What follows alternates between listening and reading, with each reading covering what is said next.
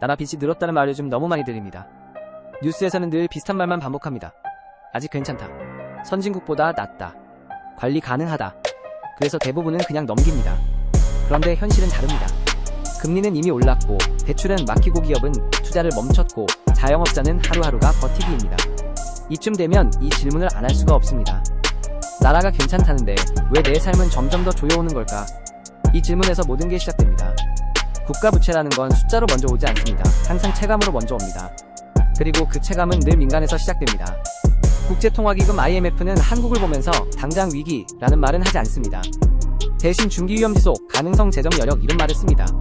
이 말들이 왜 무서운지 아는 사람은 많지 않습니다. 이건 이미 터진 나라에게 쓰는 말이 아닙니다. 아직 조정할 시간이 남아있을 때만 쓸 수 있는 말입니다. IMF가 보는 문제는 지금 상태가 아닙니다. 지금 이 방향이 계속 유지될 경우의 끝입니다.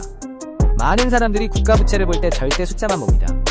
한국은 아직 50%대다. 미국은 100%가 넘는다. 일본은 200%다. 그래서 안심합니다. 하지만 이 비교가 가장 위험합니다. 미국과 일본, 유럽 주요 국가는 기축통화를 쓰는 나라입니다. 달러와 유로는 전 세계가 쓰는 돈입니다. 이 말은 빚을 내도 그 빚을 자기 통화로 흡수할 수 있다는 뜻입니다. 한국은 다릅니다. 한국은 원화를 씁니다. 비기축 통화국입니다. 외국인 투자자 입장에서 한국 국채를 산다는 건 원화를 들고 가는 선택입니다. 그래서 한국은 재정이 흔들리면 금리와 환율이 동시에 반응합니다. 이 차이를 무시하고 미국이랑 비교하는 순간 분석은 의미를 잃습니다. 문제는 또 있습니다. 빚이 늘어나는 속도입니다. 부채가 위험해지는 조건은 단 하나입니다. 빚이 늘어나는 속도가 경제가 커지는 속도보다 빠를 때입니다. 지금 한국이 정확히 이 구조에 들어와 있습니다. 정부 부채는 매년 빠르게 늘어나는데 성장률은 그 속도를 따라오지 못합니다. 이 상태가 지속되면 아무 정책을 안 해도 부채 비율은 자동으로 올라갑니다. 이건 정책 실패 이전의 구조의 문제입니다. 이 구조에 들어오면 정부가 선택할 수 있는 길은 점점 줄어듭니다. 결국 국채입니다. 정부도 우리처럼 돈이 필요하면 빌립니다. 문제는 이 대출이 한 번으로 끝나지 않는다는 점입니다. 국채가 매년 더 큰 규모로 반복해서 발행되면 시장은 바로 반응합니다. 이 나라는 앞으로도 계속 빚에 의존하겠구나. 그럼 요구 조건이 바뀝니다. 이자를 더 줘라. 그래서 국채금리가 오릅니다. 이건 누군가의 음모도 아니고 투기 세력의 장난도 아닙니다. 가장 정상적인 시장 반응입니다. 특히 먼저 움직이는 건 장기 국채금리입니다. 20년, 30년짜리 국채는 미래에 대한 신뢰를 그대로 반영합니다. 장기 금리가 오른다는 건 이 나라의 미래를 조금 더 불안하게 본다는 뜻입니다. 그리고 여기서부터 진짜 문제가 시작됩니다. 국채금리는 모든 금리의 기준입니다. 은행 대출, 금리회사채, 금리주택담, 보대출, 신용대출 전부 국채금리를 기준으로 결정됩니다. 그래서 나라 빚 이야기는 반드시 내 이자 이야기로 이어집니다. 여기서 끝이 아닙니다. 정부와 민간은 같은 시장에서 돈을 빌립니다. 정부가 대규모로 국채를 발행하면 자금은 안전한 국채 쪽으로 쏠립니다. 그 결과 민간은 밀려납니다. 기업은 투자를 줄이고 고용을 보수적으로 바꾸고 신규 사업을 미룹니다. 이게 경기 회복을 가장 느리게 만드는 구조입니다. 가게는 조금 늦게 아픕니다. 고정금리가 끝나고 대출이 막히고 이자, 부담이 체감될 때 한꺼번에 옵니다. 이때 사람들은 말합니다. 요즘 왜 이렇게 살기 힘들지? 하지만 그때는 이미 국채금리 민간 압박 이 흐름이 상당 부분 진행된 뒤입니다. 여기에 물가와 환율이 겹치면 체감은 더 커집니다. 재정이 불안해지면 환율이 먼저 움직입니다. 원화가 약해지면 수입 물가가 오릅니다. 기름, 에너지, 식료품, 생활비와 직결됩니다. 금리는 오르는데 물가는 잘 안 내려옵니다. 이 구간이 가장 고통스럽습니다. 그래서 이 문제는 항상 늦게 터진 것처럼 느껴집니다. 하지만 사실은 계속 쌓여온 결과입니다. 나라 빚은 당장 내 돈을 빼앗지 않습니다. 대신 시간을 빼앗습니다. 금리가 내려갈 시간, 경기가 회복될 여지, 선택할 수 있는 폭, 이 모든 걸 조용히 줄여갑니다. 한국 경제는 아직 끝난 게 아닙니다. 하지만 아무 생각 안 해도 되는 구간은 이미 지나고 있을 수 있습니다. 이 흐름을 알고 보느냐 모르고 맞느냐의 차이는 앞으로 점점 더 커질 겁니다. 문제는 여기서 한 단계 더 깊어집니다. 사람들은 흔히 이렇게 생각합니다. 그래도 정부가 빚을 내서 경기를 살리면 결국 좋아지는 거 아니냐고.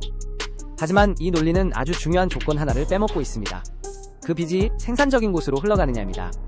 지금 한국의 재정구조에서 늘어나는 지출의 상당 부분은 성장을 만들어내는 투자가 아닙니다. 고령화로 인한 의무 지출연금, 의료복지이자 비용, 한번 늘어나면 다시 줄이기 어려운 항목들입니다. 이 말은 무슨 뜻이냐면 경기가 좋아져도 지출이 자동으로 줄어들지 않는다는 뜻입니다. 재정이 브레이크 없는 구조로 굳어지고 있다는 말입니다. 이 상태에서 국채 발행이 늘어나면 문제는 더 커집니다. 국채 이자는 매년 고정적으로 나갑니다. 새로운 빚을 내서 옛 빚의 이자를 갚는 구조로 점점 가까워집니다. 겉으로 보면 아직 멀쩡해 보입니다. 하지만 속을 들여다보면 체력이 서서히 빠져나가고 있는 상태입니다. 여기서 또 하나의 착각이 나옵니다. 세금 더 걷으면 되지 않느냐는 말입니다. 하지만 현실은 다릅니다. 세금을 거둘 수 있는 주체는 결국 민간입니다. 기업과 가게입니다. 그런데 이미 금리로 한 번 맞고 물가로, 한 번 맞고 환율로, 한 번 맞은 민간이 과연 더 버틸 수 있을까요? 이 지점에서 경제는 더 이상 이론의 문제가 아닙니다. 체력의 문제입니다. 기업은 투자를 줄이고 해외로 나가고 고용을 줄입니다. 가게는 소비를 줄이고 저축을 깨고 대출을 늘립니다. 이 흐름이 반복되면 성장은 더 둔해지고 세수는 기대만큼 늘지 않고 재정 압박은 더 커집니다.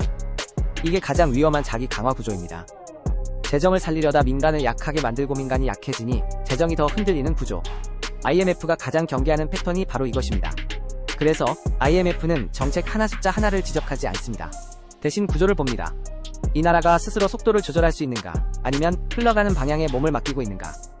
지금 한국은 후자에 더 가까워지고 있습니다. 당장 위기라는 말이 나오지 않는 이유는 아직 시장이 완전히 등을 돌리지 않았기 때문입니다.